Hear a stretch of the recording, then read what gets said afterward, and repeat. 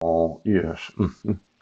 Could you get me the actual laws that make it my right to protect every asset that I have the right to have because of the refusal to enforce the laws, the procedures, the rules of the court, the state constitutions and the United States Constitution, as well as treaties, conventions, and agreements that the United States has with any and all nations. Now, when it's $1 billion for one state, and we're talking hundreds of billions of dollars, it might be worth my while to spend $50 billion in every state. Now, I want you stupid fuckers that have been abusing your power to realize that you're no longer going to have any freedom of decision making. You might get elected sheriff or prosecuting attorney, but you will not be able to spend any money until I'm paid for every judgment of every lawsuit. You won't be able to make your own decisions about what you can and can't do as elected oaths of office.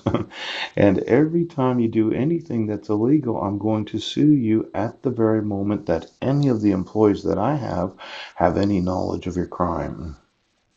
Now, it's obvious that you went the family's way of abusing the power of the elected oath of office. I told you that it violates your oath to not support and defend the Constitution. And since you wouldn't do that because I'm sitting in the study room instead of being with my family, pooch, I think I have the legal right to protect all of the assets that I'm going to receive. So why don't we look at employing 50,000 individuals, oops, get the calculator out, at $50,000 a year. Uh, why doesn't that equal 50 million? I don't know. Let me see here. My math is off on 50,000 times. Well, if you add the three zeros, yes. Maybe I am. 50,000. Oh, it was the 20 years that confused me. There's the $50 billion over 20 years. Now, I know it seems like a lot of money to you in office, but when I'm thinking of trillions of dollars of lawsuits throughout the United States of America, it could be a small expense to make sure.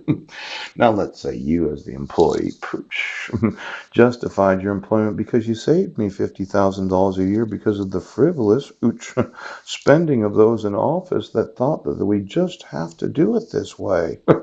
I decided that I cleaned up your city, county, state, and tribal government's budgets because I decided, no, I don't think you need that.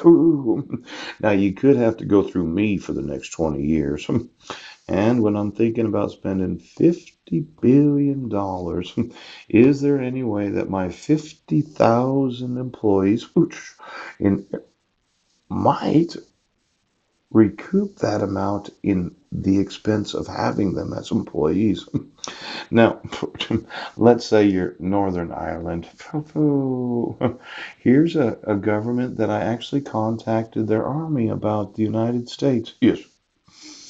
Northern Ireland office of British Prime Minister? Yes. It's a type of nation that I myself would like to go to. A lot of freckled individuals live in Ireland. Yes. And I'm wanting to sell something that I think is very important to the vaginal health of the world's women, female population. Oh, did you do any estimation of what the value of this one innovation could be? $50 billion. I mean, how many women in Northern Ireland ovulate? How many women throughout the world ovulate? Approximately 3.5 billion of them. Remove those that are virgins. Yes. Could be 3 billion individuals that every month want to buy what I have to sell. Pooch. Now you think I'm overestimating the value, but at $10 a month, ooh, adjusted for their economics, yes. At 3 billion times 10, that's 30 billion times 12. That's $360 billion a year just for a little pliable device that causes them to not have to experience the menopause at such an early age. Pooch. Now, a lot of women, if you asked them, well, what would you pay to not have menopause for 10 years? And I said, what, $120 a year to put that off from 45 to 55? Ooh, ooh, ooh. What's the possibility that most women throughout this great nation, I gotta talk to you.